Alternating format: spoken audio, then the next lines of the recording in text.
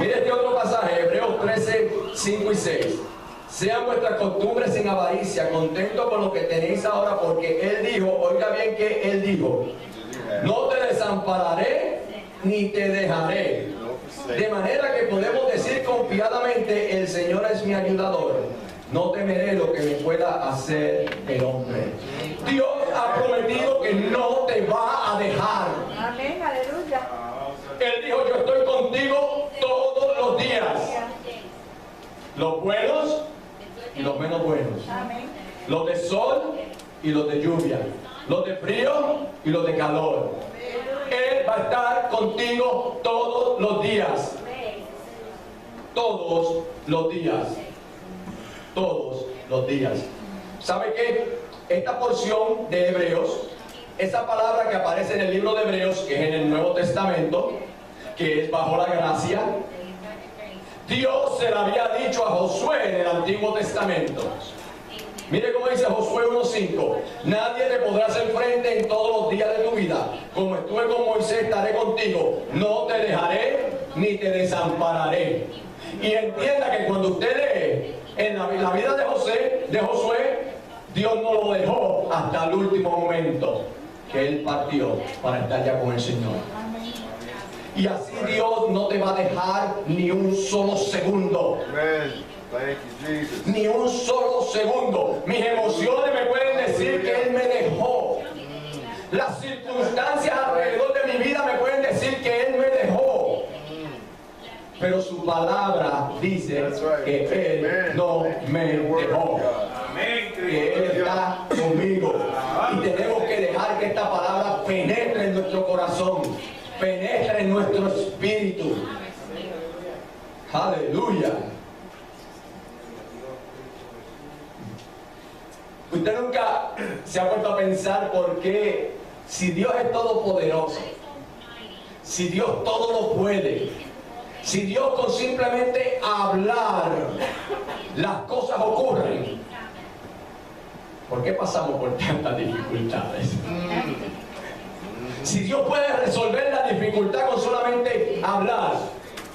¿Se acuerda cuando en un momento dado vinieron a cobrarle los impuestos a Pedro? Pedro fue donde Jesús, Señor. Pero antes de que Pedro hablara, Jesús le dijo, vete al mar, tíralo al suelo, y el primer pez que saques, ábrele la boca y allí vas a encontrar un denario. Dalo por ti y por mí. Dalo por ti y por mí. Iglesia, Dios está en control. Dios está en control. Yo me imagino que cuando le pidieron los impuestos a Pedro, imagínense, Pedro ya había dejado de pescar. Ahora no había ingresos que estaban entrando y ahora los impuestos vienen. Y usted sabe que por ahí dicen que lo único inevitable es la muerte y los impuestos, ¿verdad que sí? Y ahora vienen a cobrar los impuestos. Me imagino yo que él estaría rompiéndose la cabeza. ¿Cómo Jesús resolverá este problema? Yo creo que Él va a hacer esto, yo creo que Él va a hacer aquello, yo creo que va a hacer lo otro. Lo menos que Pedro pensaba era que un pescado de la boca iba a sacar lo que iba a proveer. Y así es que hace Dios.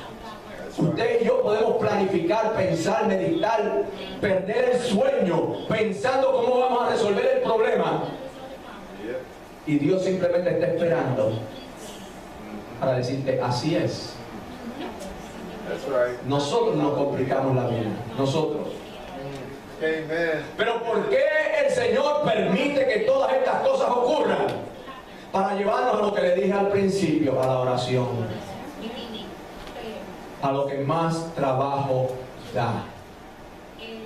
La Biblia relata que Herodes mató a espada a Jacobo y metió preso a Pedro con la intención de matarlo al otro día. Pero mire lo que dice Hechos 12:5. Así que Pedro estaba custodiado en la cárcel, pero la iglesia hacía sin cesar oración a Dios por él. Pase revista a su vida. ¿Cuándo es el tiempo que nosotros más oramos? ¿Ah? cuando surgen los problemas. Mientras no hay problemas, a veces hasta somos descuidados en la oración. Pero cuando surgen problemas, ahí empezamos a orar. Y hacemos oración como hacía la iglesia, incesantemente. ¿Se da cuenta por qué vienen los problemas? Para encarrilarnos a orar, para meternos en oración, porque la oración nos acerca más a Dios. La oración es la que le pone rieles a la locomotora de Dios para que Él avance. La oración es la que abre puertas. Pero esperamos a que la situación esté crítica para entonces doblar rodillas, para entonces orar. No es mal del apóstol Pablo decía: orad sin cesar, orad en todo momento, orad, orad, orad. Ahora Jesús le hace un reproche a los discípulos, le dice: ¿cómo no tenéis fe? ¿Cómo no tenéis fe? La fe es necesaria para cuando las circunstancias son adversas. Necesitamos tener fe, necesitamos creer que lo que este libro dice es la verdad. Necesitamos creer en medio de la adversidad que no importa lo que esté pasando en mi vida, Jesús está conmigo. Jesús está consciente de lo que está ocurriendo. Jesús está viendo todo lo que está pasando. Tenemos que estar conscientes.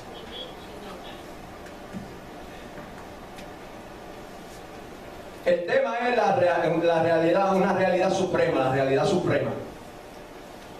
La fe no esconde la realidad. La fe lo que hace es mostrar la realidad suprema de Dios. Mucha gente trata de esconder la realidad, pensando que ignorándola, escondiéndola, va a desaparecer. No va a desaparecer. Se los dije, los discípulos, por más que hubiesen estado confesando allí positivo, la barca no se hunde, la barca no se hunde, la barca no se hunde, la barca se iba a hundir, porque iba camino a hundirse. Se estaba llenando y ya se estaba hundiendo. Pero la fe enfrenta esa realidad con una realidad mayor, la realidad de Dios. La realidad de Dios que está por encima de la realidad de lo que nosotros vemos. Usted sabe que la palabra de Dios dice que las cosas que nosotros vemos son temporeras, temporales. ¿Temporales? ¿Temporeras? Pero las que no vemos son eternas. Por lo tanto, la realidad que usted pueda ver es temporal. Pero la realidad de Dios es eterna. Es eterna. Es eterna. Cuando usted va al relato que leímos al principio, usted va a ver que el primer verso que leímos dice: aquel día cuando llegó la noche les dijo: pasemos al otro lado. O sea, la palabra de Dios salió de su boca. La palabra de Jesús salió de su boca y dijo: pasemos al otro lado. ¿Usted cree que iba a haber algo que impidiera que llegaran allá? No. Como yo he dicho en otras ocasiones, y a lo mejor usted lo ha visto en una de estas películas de Cantinflas, de Tintán, los jóvenes no saben quiénes son. Que iban en la canoa por el fondo del agua caminando y respirando en el vacío que había en la canoa. Mire, aunque fuera así, llegaban al otro lado. Porque Jesús dijo: vamos al otro lado, y nada iba a impedir que él llegara. Y como de su boca salió: pasemos al otro lado, Jesús sabía que ese mar era traicionero, que en cualquier momento se podía levantar una tempestad. Pero él dijo: pasemos al otro lado. Y como él habló, él dijo la palabra y dijo: pasemos al otro lado. Él dijo: yo me acuesto a dormir porque vamos a ir al otro lado. Y dice la Biblia que mientras la tormenta se desataba, él estaba durmiendo. ¿Sabe una cosa, iglesia? Dios quiere que usted y yo, en medio de la situación peor que pueda surgir, usted pueda seguir durmiendo. Pero para eso hace falta tener fe. Para eso hace falta creer que Jesús dijo, yo estoy contigo, y que no importa la circunstancia por la cual tú puedas estar pasando, yo tengo control.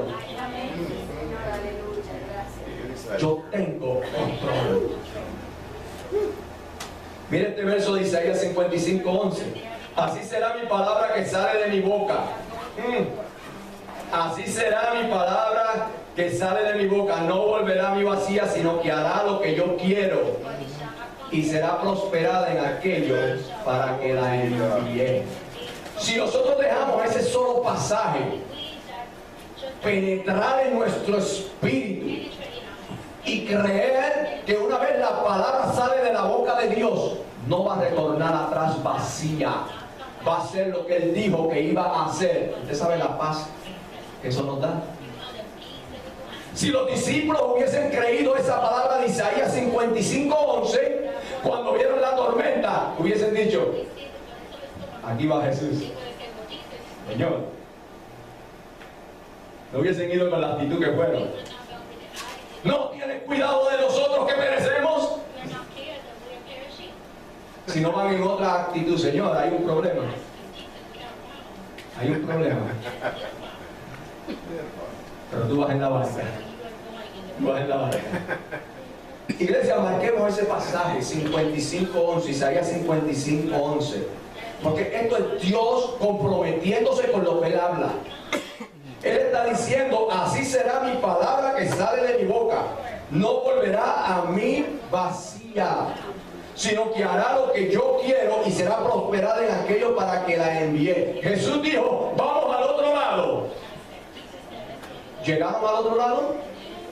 Claro que llegaron al otro lado. Si Jesús dijo, vamos al otro lado, no había nadie que pudiera impedir eso. Nadie, absolutamente nadie. Tenemos que creer a la palabra de Dios. Mire, ayer mismo, el viernes, hablaba con 3 compañeras mías de trabajo y surgió el tema de la Biblia y surgieron unos temas escabrosos. Yo no sé si Mari puede traducir la palabra escabrosa.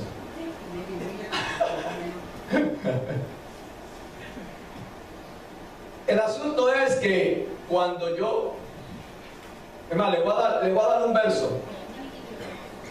Porque a lo mejor algunos de ustedes, para ustedes es escabroso también. Pero no, es sencillo porque aquí lo hemos hablado 100,000 veces. Dice la palabra del Señor: a los suyos vino, mas los suyos no les recibieron. Mas a todos los que les recibieron, a los que creen en su nombre, les dio potestad de ser hechos hijos de Dios. ¿Por qué es escabroso? Porque la humanidad piensa que todos son hijos de Dios. Todos son criaturas de Dios. Todos son creación de Dios y Dios los ama. Pero Juan capítulo 1, verso 12 dice que solamente son hijos de Dios los que han recibido a Cristo como Salvador.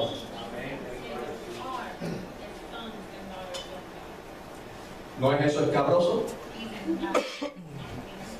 Pero entonces una de las muchachas, una maestra, me dice: pero eso lo escribieron los hombres. Y le digo, ahí ya tienes el primer error, ¿ves? Personas que se consideran cristianos.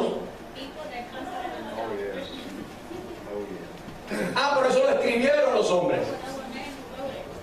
Yo le digo, sí, pero fue por inspiración de Dios, fue por dirección de Dios. No, que eso lo han traducido mucho y eso pueden haber errores. Dice, ese es tu primer problema. No importa lo que yo te diga a ti, yo lo que voy a usar es esto, la Biblia. Pero como ya tú estás bloqueada con ese pensamiento, tú no vas a recibir nada.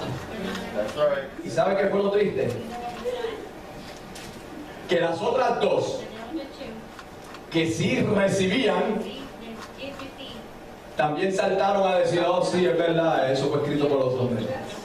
Pues, no importa. Le dieron más crédito a la ciencia. Le dieron más crédito a la ciencia. Bueno, Nota que después que Jesús detuvo la tempestad, los discípulos se asombraron.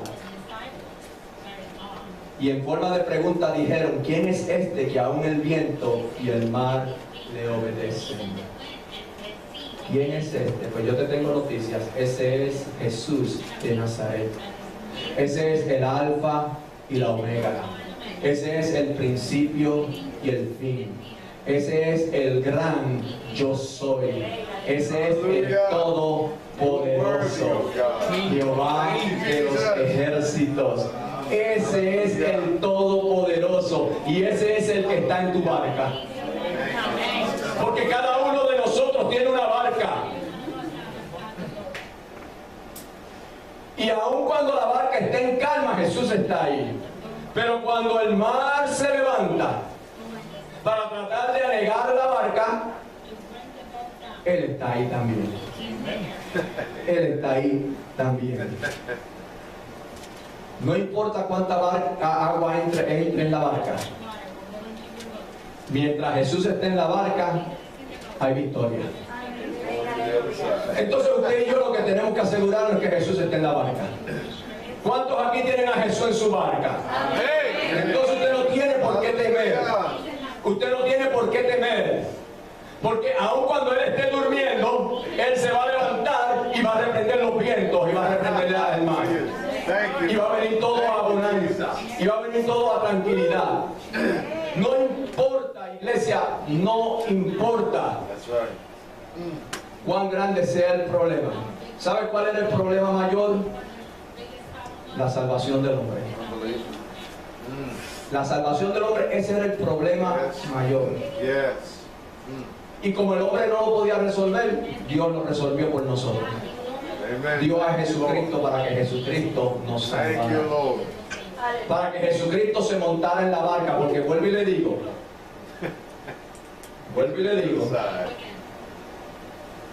solamente son hijos de Dios los que han recibido a Cristo como Salvador.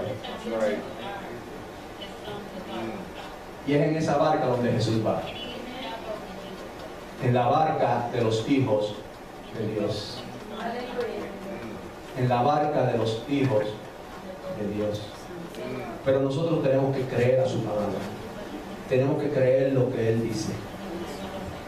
Y Él dice que no te va a dejar nunca. Él dice que va a estar contigo todos los días hasta el fin del mundo. Él dice que la palabra que sale de su boca no retorna atrás vacía, sino que hace la obra para la cual Él envió. Yo no sé qué problema, qué situación usted puede estar enfrentando, pero en una ocasión le trajeron a Jesús a un hombre paralítico. Y como no podían entrar en la casa, lo bajaron por el techo. Y Jesús le dijo: tus pecados te son perdonados. Y los fariseos y saduceos espías dijeron: ¿quién es este que perdona pecados? ¿Quién se cree? Solo Dios puede perdonar pecados. ¿Y sabe qué fue lo que Jesús dijo? ¿Qué es más difícil? Eso fue lo que dijo. ¿Qué es más fácil? ¿Qué es más fácil decir? ¿Tus pecados te son perdonados? O decir: levántate, toma tu lecho y vete a tu casa. Para nosotros, ¿qué es más fácil decir?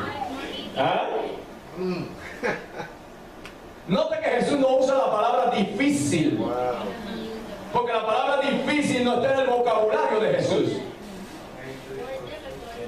Porque cuando el ángel Gabriel vino donde María y le dijo: vas a concebir del Espíritu Santo, ella le dijo: ¿cómo va a ser eso? Porque yo soy virgen. Y el ángel le dijo: nada hay imposible para Dios.